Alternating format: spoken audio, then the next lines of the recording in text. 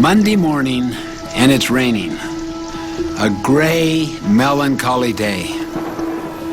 On a day like this, maybe we can be excused for feeling gray and melancholy ourselves. We get into a mood, and the whole day seems to go badly. Don't you feel better when the weather outside is great? But what if you could carry your own weather within you? What about the social world we live in? Don't you feel better when you're treated better? That's being reactive to what we could call the social weather, the social culture. When you carry your weather with you, you can choose to be consistent regardless of how people treat you. That's what it means to be proactive. Being reactive is the opposite of being proactive, not taking responsibility for our own life. You always see yourself as a victim of the weather, of your moods, of someone who has it in for you. Habit 1 is based on the principle that your life is the result of your own decisions, not your conditions, not what's happening around you. That's why Habit 1 is so foundational, so basic. Unless you practice Habit 1, you can never practice the other habits of highly effective people. Years ago, I was doing research in a library in Hawaii. While thumbing through a book, I came across an idea that changed my whole outlook. The author said something like this: between what happens to us, that is the stimulus, and our response is a space. In that space lies our power and our freedom to choose our response.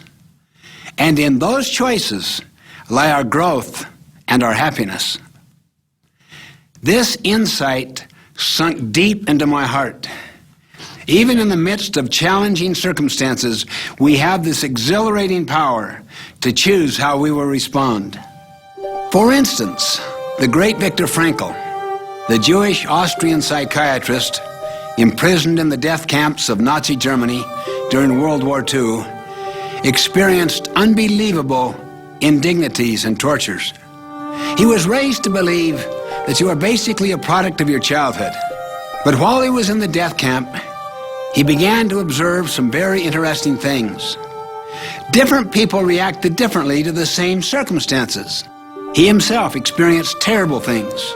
Some of his own loved ones were killed. One day they stripped him, put him under lights, and performed experiments upon his body. At that lowest possible point, he discovered what he called the last human freedom, the power to choose your own response to any condition, to anything that happens to you. During his darkest moments, Frankl would visualize himself lecturing to his students in Austria following his release. He pictured himself teaching them about the very experiences he was having then. He came to believe that the most basic human capability of all is that between stimulus and response, man has the freedom to choose. Frankl later determined the thing that enabled survival in the death camps was not necessarily intelligence or survival skills, but a sense of purpose, a contribution yet to be made. This became the basis for his brilliant autobiography, Man's Search for Meaning. It's not what people do to us that hurts us. It's our chosen response to what they do that hurts us. As Gandhi put it, they cannot take away our self-respect if we do not give it to them. We must simply never build our emotional life around the weaknesses of other people. Otherwise, we give them permission to continue to mess up our lives. We give our future away. Several years ago, I was making a presentation on this subject of proactivity, and a woman stood up in the middle of my speech and started to give a speech on her own, spontaneously. She was filled with explosive learning and excitement.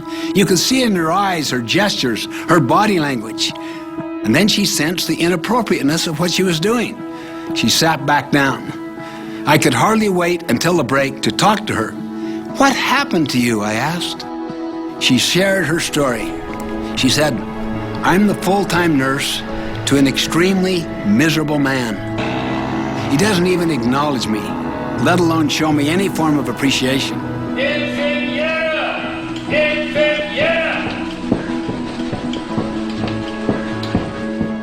She went on to explain that this elderly man, entrusted to her care, was absolutely miserable and took his misery out on her.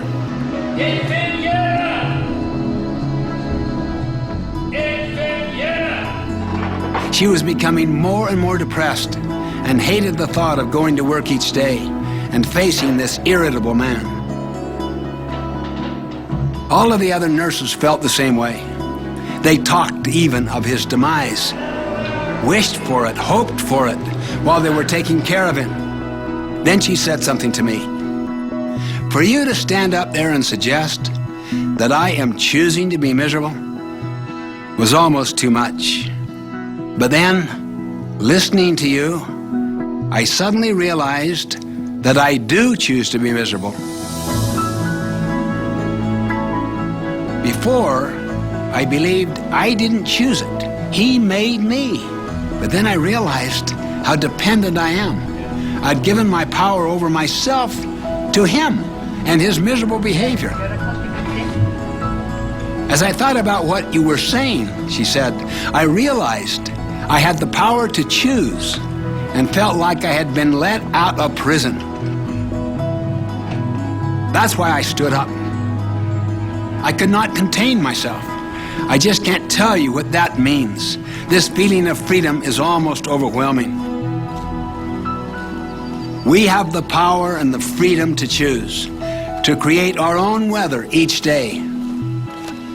As Bishop Fulton J. Sheen once said, each of us makes his own weather, determines the color of the skies in the emotional universe which he inhabits.